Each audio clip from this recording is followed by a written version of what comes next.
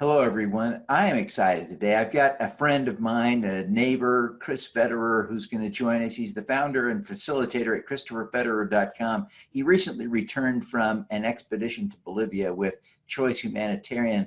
We're going to talk about his experiences and his insights, and this is going to be powerful stuff. I've invited Chris to be on the show for a reason. You don't want to miss it. Stick around. Welcome to the Your Mark on the World show with your champion of social good, Devin D. Thorpe. Please support the sponsors who made this episode possible, including Johnson & Johnson's Caring Crowd and GoodCrowd.School. Chris, welcome to the show. Yeah, thank you for having me. Well, we're thrilled to have you and excited to learn more about your experience down in Bolivia with CHOICE Humanitarian. Give us a quick overview of your 3 weeks there. Right. So as trip leader with CHOICE Humanitarian, my job or objective was to facilitate the relationship and execute a trip for 11 participants from Utah to go spend time in a rural community in Bolivia to facilitate the cultural exchange and some service work and some learning activities. What was the bulk of the service work that week? So it was kind of high-skilled labor, actually.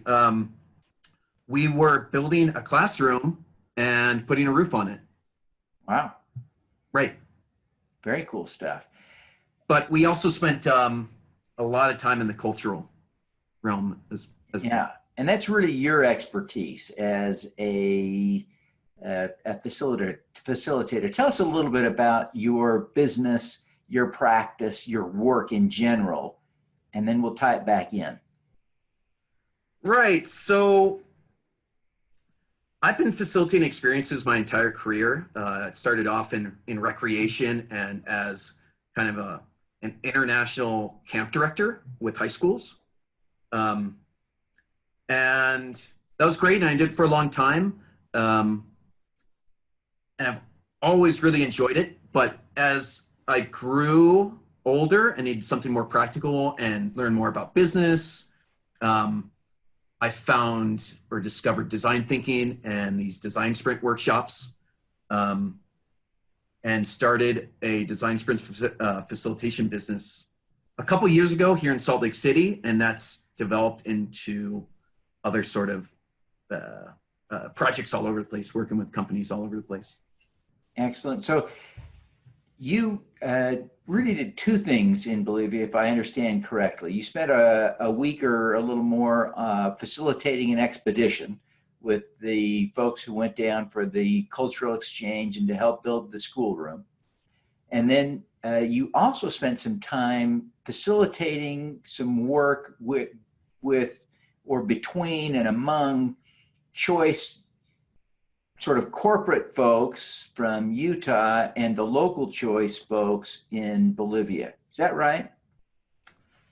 Yeah, well, yes, there was some extra time. I did spend some extra time just working one-on-one with the in-country staff, the directors in Bolivia. That was where a lot of my extra time was spent. And what was the objective of that time? So, yeah, big question. The objective was to help in-country staff come up with strategies to fundraise their own money and finance their own initiatives so they weren't dependent on the U.S. Home Office. So we have this initiative. CHOICE Humanitarian is all about being financially sustainable and having a financially sustainable business model. And they, in-country directors expect communities to come up with their own solutions. So we're also moving towards a model where we expect the native in-country directors to come up with their own financing. And that's new for most of them. Yeah. Well, and it's kind of exciting. It's an exciting evolution in the development of the effort there. How did it go? did the local Bolivian choice folks take to this new initiative? You know, they're nervous, just like anyone who's had an entrepreneurial initiative. You know, you're dealing with a lot of uncertainty. There's a lot of options. How do you make a decision? Where do you start? You know, understanding, you know, all these challenges. So overwhelming. I would say overwhelmed and hesitant, but I feel that way almost every day in Yeah. own ventures. So who can blame them? Yeah. What was the highlight for you of the experience in Bolivia? You know, you're there for about 3 weeks with Choice. What do you reflect on now that you're home? I think, well, the time in the community, I mean, obviously, I think almost everyone enjoys just unplugging and kind of letting go within the community. And so for me, it's always that kind of unplugging and really focusing and being present with the community and with the participants, and having that experience is always incredible. And I think most of the participants, I don't want to put words in their mouths, but I think they agree. It's just really nice to have that real human experience. Yeah. As you were down there, one of the things that you did was to facilitate. And of course, you are a professional facilitator. And you've kind of drafted up, and we'll put in the show notes here some of your tips for effective facilitation. But I wonder if you just take a minute and give us the highlights for how people can be better facilitators. Yeah, I mean, honestly, it's all about preparation beforehand. I think when I started out, I relied mainly on personality. And as I've matured, now I almost I have everything mapped out before I even step into a room or a community, right? So honestly, I think it's that the more you can map things out and the more you can let your participants know where they are in a process and why they are there, the better, right? I think those are the two main keys. And, you know, being optimistic and good energy, taking care of them. Yeah, yeah. Prepare beforehand. Well, So rely on personality. Chris, as you look back on your career, what are you most proud of having accomplished? Boy, that's a loaded question.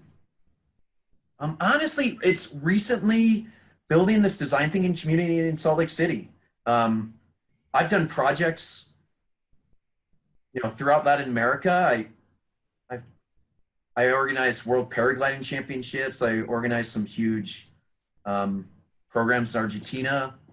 I've had entrepreneurial ventures that didn't go anywhere, but were really exciting. And I think, honestly, I'm most proud of just kind of settling down in Salt Lake City and building a community and an audience and learning with them and meeting all these great people. Yeah, that's definitely what I'm most proud of. Okay. What's the most important lesson you've learned over your career? Yeah, I think by nature, I'm kind of a anxious person and think big and maybe get overwhelmed. And that's kind of what led me to design thinking and design sprints and these problem solving methodologies. What I learned it was important for me to find a way to create space to sit down, break down a problem,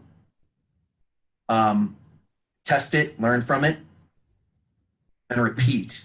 So for me, it was moving from passion to more curiosity and discovery. So that's by far the most important thing I've learned. Get this curiosity and discovery mindset. It's okay to test and learn, and it might take a really long time, and that's how you learn, and it's important. Generate that space. Interesting insight. Interesting insight. Chris, how did you get into this work? What drew you to it? Kind of ambition to work on really cool, impactful projects. So ambition almost. And adventure. I mean, obviously when I was younger, I remember visualizing going on adventures when I was at a very young age. I wanted to learn a second language. But yeah, I kept on seeing all these people doing all these really exciting things. And I was like, how do you do that? I want to do that. Like, how do how do you shoot photos for a famous magazine, or how do you do this awesome project in Paraguay, or like, how do you make a movie? Like, it was really something that I was trying to wrap my head around. And I haven't been able to stop in terms of, like, I want to do it.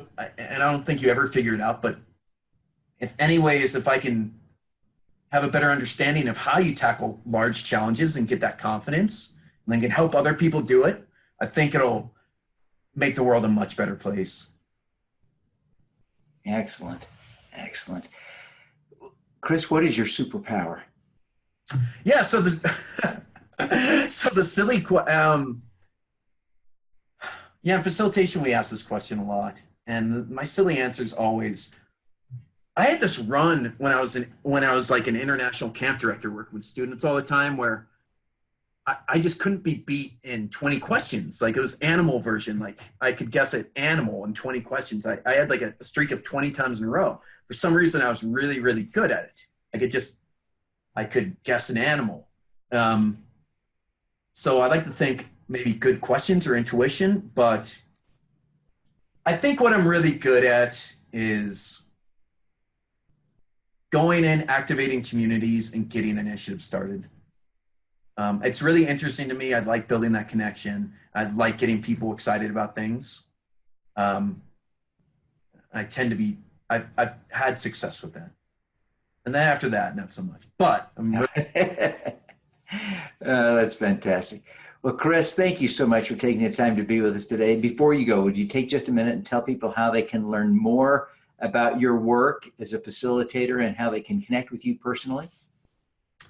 Yeah, I'm active on LinkedIn under Christopher Federer. I'm active on Instagram, taking photos all the time under Chris Federer. And then I have my own .com, ChristopherFederer.com. Fantastic. Well, Chris, thank you so much for taking the time to be with us today. We wish you every success in facilitating away all of the world's big problems. Thank you. All righty, let's do some good. At Caring Crowd, we believe everyone has the power to make a difference. Through our crowdfunding platform for community health, we empower passionate people to drive real change. Whether you work for a nonprofit organization, volunteer, or want to get involved for the first time, you can post a campaign on Caring Crowd. Join us, because caring is where change begins. At goodcrowd.school, 5% of what you pay to learn how to make a difference goes to nonprofits working to eradicate extreme poverty, improve global health, and reverse climate change by 2045. So when you take a course to learn how to change the world, you do change the world. Get started at goodcrowd.school today. Thanks for tuning in to the Your Mark on the World show, the Social Impact Podcast. Please subscribe via YouTube, iTunes, Google Play, Stitcher, or Spotify.